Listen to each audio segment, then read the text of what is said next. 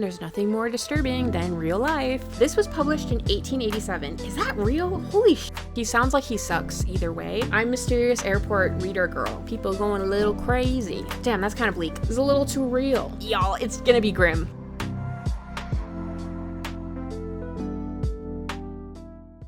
Hi, I'm Sam. There's quite literally no one asking me to do this, but I am about to embark on a week-long conference in California, and I have painstakingly chose some books that I would like to bring along with me. I don't know what it is about traveling, but I get so much reading done, probably just because like I'm not distracted by my phone on the plane, but even like in the airport, and like there's just something about not being in your hometown.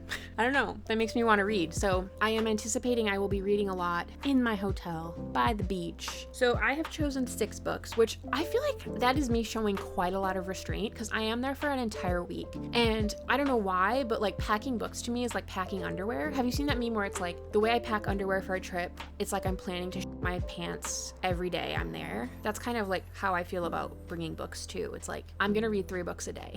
So in this case, I only chose 6, showing restraint. I'm in my healing era. I'm growing, okay? I'm a big mood reader, so I chose most of these on just how I'm feeling, what I'm in the mood for. But this first one I have to read because I have book club with my in real life friends in a few weeks. And this was my pick, so I'm really excited. That is Made for Love by Alissa. Loved Tampa by her. I feel like I've talked about that so much on the channel. So I'm excited to read more by her. I think this is going to be decidedly less disturbing, which is fine. I mean, we got ocean on the cover, so I kind of feel like this is going to be like the right vibe for California. I hope. I actually think this takes place in Florida, but my brain is like, it's by the ocean, it's the same thing. But I know Florida and California are very different. But we are following a woman named Hazel who has just moved into a trailer park with her dad. So her dad lives in this trailer park and he has his sex doll that he lives with named Diane. And Hazel is moving in with him because she's on the run from her husband or ex-husband. He's the CEO and founder of a monolithic corporation hell-bent on making its products and technologies indispensable to daily life. So it kind of seems like Elon Musk. He sounds like he sucks either way. Yeah, I think this is gonna be funny and fun, and I hope that I'm right. So here's the first paragraph just to give you a taste. Hazel's 76-year-old father had bought a doll, a life-size woman doll. The kind designed to provide a sexual experience that came as close as possible to having sex with a living, or maybe, Hazel thought, a more apt analogy was a very, very recently deceased female. Its arrival crate bore an uncanny resemblance to a no-frills pine coffin. It made Hazel recall the passage from Dracula, where he ships himself overseas via boat. I hope I like this one, guys. Next is one that I saw like a random Goodreads friend reading, and my brain was like, ooh, me like cover. And again, the ADHD won out, guys. So that is Schroeder by Neal Cassidy. Yeah, I think we're just following this guy and he just wakes up one day and decides to go on a brutal killing spree. So I don't know if he's gonna be like a school shooter. Either way, it seems like we are following a boy as he embarks on a day of perpetrating a mass shooting, which, like, if you also live in the US, is a little too real.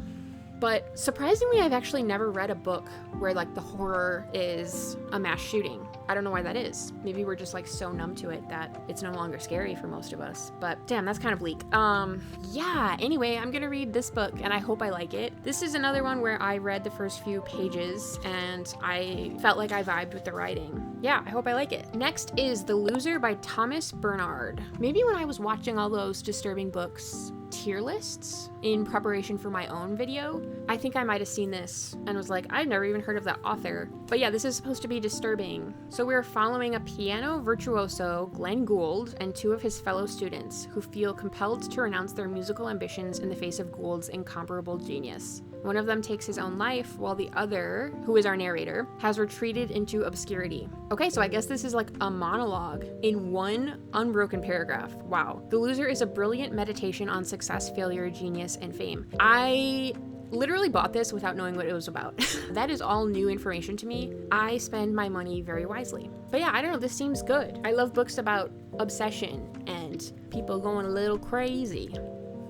Next is Rent Boy by Gary Indiana. This is one that's been on my TBR for years and I've never seen it in a bookstore before. And when I was recently in Washington, D.C., I saw this in a bookstore and my mind was like, we need to buy this now. So I did. I think this is gonna be kind of like The Sluts by Dennis Cooper, a little bit. This boy named Danny works at this club, waiting tables to put himself through architecture school, turning tricks on the side. And when he's not on the clock, he's recording the sexual, aesthetic, and financial transactions that make up his life in gruesome detail. But even a clever boy like Danny can wind up on the menu. So I guess a rent boy is like a term for a male prostitute, which like in hindsight makes a lot of sense. I don't know how I didn't put that together before this. Okay, I'm rambling. But yeah, this is a book I'm going to read.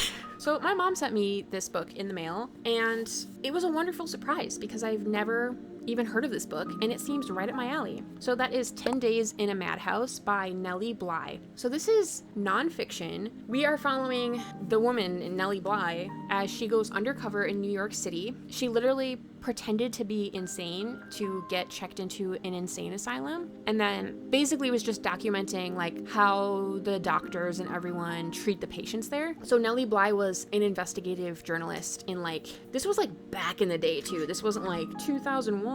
So yeah, this was published in 1887. Is that real? Holy shit.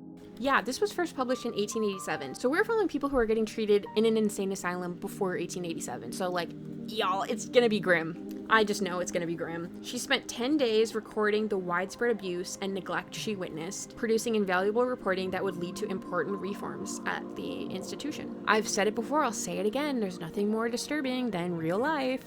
One book that I bring when I go on a trip is like, I have to bring at least one book where I feel pretty confidently that I'm going to be annotating a lot. I don't know what it is. I just like to be that mysterious traveler who's writing in their book, okay? I'm Mysterious Airport Reader Girl. I don't know. All that to say, I'm gonna be reading Lucy by Jamaica Kincaid. I haven't read any Jamaica Kincaid. I have been wanting to remedy that for a long time. I'm finally gonna do it. So Lucy is a teenage girl from the West Indies, and she comes to North America to work as an au pair for Louis and Mariah and their 4 children. And I think the family she works for is just like super wealthy and privileged. But then as Lucy spends more time with them, she starts to notice cracks in their happy family. Yeah, so I think it's going to be like the juxtaposition of like where she came from, how she was raised, sort of like how she views the world and how the world views her compared to those same things for this rich white family that she works for. Yeah, I'm excited. I heard Jamaica Kincaid's prose is like fabuloso, so I hope that is the case. Okay guys, those are 6 books I'm hopefully going to be reading this week on my trip to California. So let me know if you have read any of these, if you loved them, if you hated them. So you can like this video if you want. You could comment. What are you reading right now? What is on your spring break TBR? Let me know. You could watch my other videos. You could subscribe. Thank you guys so much for watching. I love you very much, and I will see you later. Goodbye.